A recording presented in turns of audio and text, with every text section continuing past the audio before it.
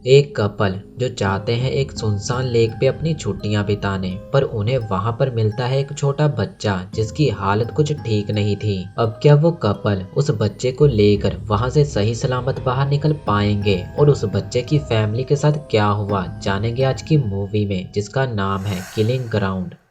Movie की starting में हम समंथा और इयान नाम के कपल को देखते हैं जो जा रहे हैं एक सुनसान लेक पर अपनी छुट्टियां बिताने। पता नहीं क्यों ऐसी मूवीज में लोग ऐसे ही सुनसान जगहों पर क्यों घूमने जाते हैं। खैर ये दोनों उस लेक की ओर निकल पड़ते हैं। यान को उस लेक का रास्ता नहीं पता था तो वो रास्ते में एक आदमी से उस लेक का रास्ता पूछता है। इस आदमी का नाम है जर्मन। वो इयान को रास्ता बताकर अपना ट्रक लेकर वहां से निकल जाता है और उसके साथ था उसका कुत्ता बेंजो। वो दोनों अपने रास्ते पर आगे बढ़ रहे थे और कुछ दूर जाने के बाद यह नोटिस करता है कि कोई उनका पीछा कर रहा है। वो था जर्मन। ये हमें उसके ट्रक से पता चलता है। तो यैन अपनी कार को एक कच्चे रास्ते पे उतार लेता है और वो ट्रक सीधा चला जाता है। ये देखकर यैन की सांस में सांस आई। अब वो उसी कच्चे रास्ते से होते हुए पहुंचते हैं उस लेक पर जहां इन दोनों को जाना था। यहाँ पहुंचते ही ये दोनों देखते हैं कि वहां पर एक कार पहले से ही खड़ी है। लेक के पास जाकर वो देखते हैं कि वहां पर एक कैंप भी लगा हुआ है, पर उन्हें वहां आसपास कोई भी दिखाई नहीं दे रहा।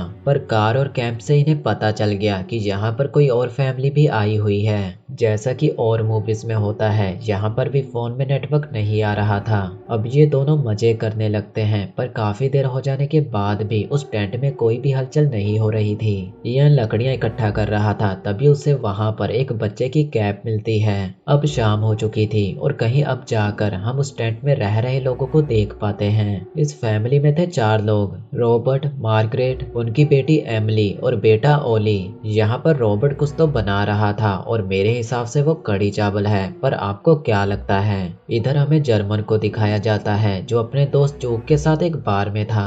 चूक उसकी फोटोज लेता है, पर जर्मन को ये पसंद नहीं आता तो वो बाथरूम में जाकर उस फोन को ही तोड़ देता है। पर इतनी सी बात पर आखिर फोन को ही कौन तोड़ता है ये हमें आगे पता चलेगा। उधर समंथा को झाड़ियों में कुछ दिखाई देता है और वो चिल्लाती भी है, पर उनके पड़ोसी को इससे कोई फर्क नहीं पड़ता। अभी तक वो लोग एक दूसरे से मिले भी नहीं। अगले दिन रॉबर्ट और मार्गरेट ओली को लेकर निकल पड़ते हैं वाटरफॉल देखने।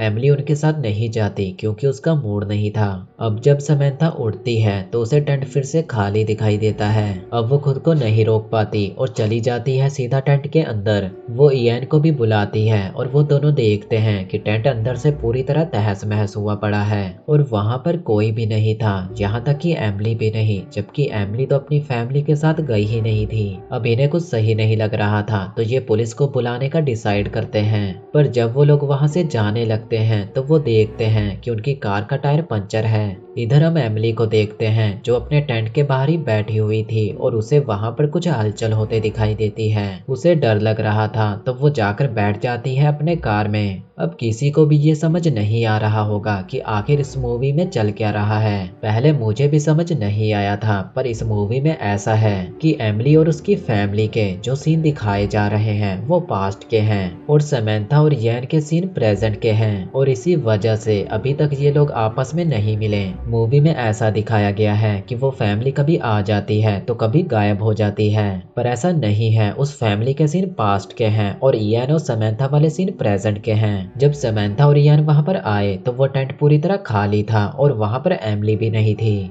यानी कि उनके साथ कुछ तो हुआ है और यही अब हमें जानना है। तो एमिली को डर लग रहा था तो वो अपनी कार में जाकर लॉक हो गई। अब हम जानते हैं कि एमिली कार में सेफ है और उसकी फैमिली गई है वाटरफॉल देखने। अब आ जाते हैं प्रेजेंट में। इयान कार का टायर चेंज कर रहा था और समंथा टेंट से कुछ सामान लेने गई थी। जब समंथा सामान लेकर वापस आ रही थी तो हम देखते हैं उसके पीछे एक बच्चा गिरते पड़ते आ रहा था और ये बच्चा कोई और नहीं बल्कि ओली है। समंथा सीधा आगे चलती जा रही थी, उसे कोई भी खबर नहीं थी कि उसके पीछे कोई बच्चा भी आ रहा है। अब हमने पास्ट में देखा था कि ओली तो अपनी फैमिली के साथ वाटरफॉल देखने गया था, तो ये यहाँ पर अकेला कैसे आया, यानी कि इसकी फैमिली के साथ कुछ तो बुरा हुआ है। इयान को सामान देकर समंथा वापस जाती है टेंट में। तभी इयान को समंथा के चीखने की आवाज सुनाई देती है। वो भागकर जाता है समंथा के पास और यहाँ समंथा को ओली मिल गया था और आप देख ही सकते हो कि उसकी हालत कितनी खराब है। इयान उसे चेक करता है और उन्हें पता चलता है कि अभी भी उसकी सांसें चल रही हैं। अब उन्हें ओली को लेकर हॉस्पिटल जाना था पर उनकी कार खराब थी, तो वो ओली की फैमिली की कार ही चेक करते हैं जिसका दरवाजा खुला हुआ था, लेकिन उसमें चाबी नहीं थी। पर हमने तो देखा था कि एमिली तो कार में सेफ थी, यानी कि उसके साथ भी कुछ हुआ है। अब इयान कहता है कि वो पैदल ही जाएगा हेल्प लेने और समंथा यहीं पर रहकर ओली का ध्यान रखेगी। आखिर कौन ही ऐसा गधा होगा जो इतना सब देखने के बाद भी अपनी गर्लफ्रेंड को ऐसी खतरनाक जगह पर अकेला छोड़कर जाना चाहेगा। खैर इससे पहले कि वो कहीं जाता वहां पर एक कार आ गई और इसमें था जो वो उसे बच्चा दिखाते हैं और सारी बात बता देते हैं। अब जॉन से कहता है कि जब मैं 3 दिन पहले आया था तो इस बच्चे की फैमिली यहीं पर थी, शायद इसकी फैमिली के साथ कुछ बुरा हुआ है। वो कहता है कि हमें बच्चे को हॉस्पिटल ले जाने से पहले इसकी फैमिली को ढूंढना चाहिए, शायद उन्हें मदद की जरूरत हो। उन दोनों के पास भी कोई और रास्ता नहीं था तो वो दोनों भी मान जाते हैं। चूक इयान को लेकर वहां से निकल जाता है और आखिरकार इयान समंथा को अकेला छोड़ ही गया। अब हम आ जाते हैं पास्ट में, जब चूक 3 दिन पहले यहाँ पर आया था जर्मन के साथ। वो दोनों कार में देखते हैं एमिली को और उन्हें देखकर साफ पता चल रहा था कि अब वो दोनों क्या करने वाले हैं। जर्मन जाता है टेंट चेक करने कि कहीं वो फैमिली टेंट में तो नहीं है। चूक एमिली से बात कर रहा था और एमिली उसे देखते ही डर जाती है।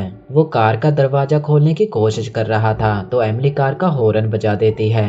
कार का हॉर्न उसकी फैमिली भी सुन लेती है तो रॉबर्ट जल्दी से कार की ओर भागता है और इधर जर्मन ने गन दिखाकर एमिली को कार से बाहर निकाल लिया था। तभी वहां पर आ जाता है रॉबर्ट और उसके पीछे ही थी मार्गरेट। पहले वो ओली को टेंट में रख देती है और फिर जाती है एमिली के पास। रॉबर्ट को तो पहले ही उन्होंने मारकर बेहोश कर दिया था।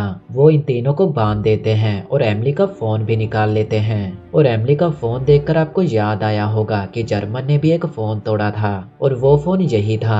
अब आपको समझ आया होगा कि जर्मन ने वो फोन क्यों तोड़ा था। पहले तो ये लोग एमिली और मार्गरेट का रेप करते हैं और रॉबर्ट को इन्होंने बांध रखा था। बाद में इन्हें पता चलता है कि फैमिली में एक बच्चा भी है, तो जर्मन बच्चे के बारे में पूछता है लेकिन फैमिली ओली के बारे में कुछ भी नहीं बता रही थी। तो ये लोग उन्हें एक एक करके मारना शुरू कर देते हैं। सबसे पहले वो रॉबर्ट के सर में गोली मारते हैं और फिर मार्गरेट के कंधे पर और लास्ट में भी एमिली के सर में शूट करके उसे मार देते हैं। इसके बाद वो जाते हैं ओली को ढूंढने, लेकिन तब तक ओली वहां से निकल चुका था। अब हमने पूरा पास्ट जान लिया है तो आ जाते हैं प्रेजेंट में। अब इयान और चूक उस जगह तक पहुंच जाते हैं जहां उन्होंने उस फैमिली को मारा था। इयान की आंखें तो फटी की फटी रह चुकी थी क्योंकि उसके सामने थी 2 डेड बॉडीज और चूक भी परेशान था क्योंकि वहां पर होनी चाहिए थी 3 लाशें। मार्गरेट वहां पर थी ही नहीं। इधर समंथा कार में बैठी थी और तभी वहां पर जर्मन आ जाता है अपने कुत्ते के साथ। इधर थोड़ा ढूंढने के बाद उन्हें मार्गरेट मिल चुकी थी और अभी तक वो जिंदा थी। सबसे पहले उसके मुंह से निकलता है ओली और इयान उसे बताता है कि ओली बिल्कुल ठीक है।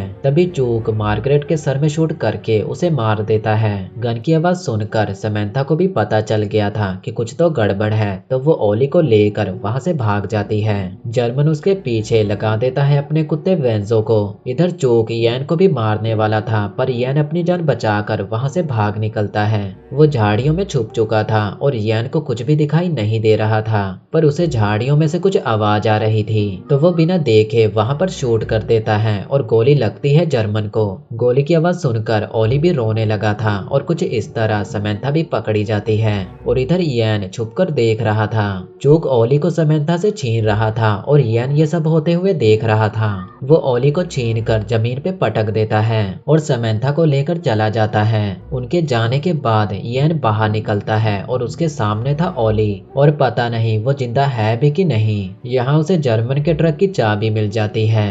अब ये समंथा को बचाने की जगह वहां से भाग निकलता है। ट्रक की आवाज उन दोनों ने भी सुन ली थी तो वो समंथा को लेकर जा रहा था वापस कार के पास और जाते हुए समंथा देखती है कि वहां पर ओली है ही नहीं, तो उसे लगता है कि यैन गया है ओली को बचाने और उसके हिसाब से यैन ने ये सही किया। वो समंथा को कार से लेकर वहां से जा रहा था और रास्ते में समंथा ने छीना चपटी की जिस दौरान उनकी कार क्रैश हो गई। इधर यैन पहुंच चुका था पुलिस के पास और वो वापस आता है पुलिस को लेकर उसी जगह पर उन्हें चोक की कार दिख जाती है और कार में थी समंथा, पर चोक वहाँ कहीं नहीं था। पुलिस वाले कार के पास चेक करने जाते हैं, तभी चोक उन दोनों को शूट करके मार देता है। ये देखकर येन वहां से भागने की कोशिश करता है, पर चोक उसके भी हाथ में गोली मार देता है। इधर समंथा भी फ्री होकर भाग चुकी थी, पर चोक येन को मारने की धमकी देता है, तो समंथा वापस आ जाती है। अब चोक उन दोनों को लेकर वहां से जा रहा था और ड्राइव कर रही थी समंथा। समंथा इयान से पूछती है कि ओली कैसा है, तो वो कहता है कि मुझे क्या पता। तो समंथा कहती है कि तुम तो उसे लेकर गए थे। इयान कहता है कि मैं उसे कहीं लेकर नहीं गया, जाने कि वो तो बस खुद की जान बचाने गया था और वापस आया था बस फॉर्मेलिटी के लिए। समंथा को अब उसकी असलियत दिख चुकी थी। उसके दिमाग में बस यही सब चल रहा था कि इयान उसे अकेला छोड़ गया था मरने के लिए। वो गुस्से में कार को क्रैश कर देती है। चोक अभी भी बच गया था, तो समंथा एक पत्थर से उसका सर कुचल देती है। अगले सीन में हम समंथा को देखते हैं जो हॉस्पिटल में है और वो बिल्कुल ठीक है, और यहाँ पर इयान भी है। यहीं पर ये मूवी खत्म हो गई, पर हमें ये बताया ही नहीं गया कि ओली का क्या हुआ। खैर, अगर हम खुद से सोचे तो समंथा बच चुकी है, तो वो सबसे पहले जाएगी ओली को बचाने, और ओली वहाँ पर नहीं था, यानी कि वो जिंदा था। वो खुद ही चलकर कहीं चला गया होगा और समंथा उसे ढूंढ ही लेगी। ऐसे हो जाती है हैप्पी एंडिंग।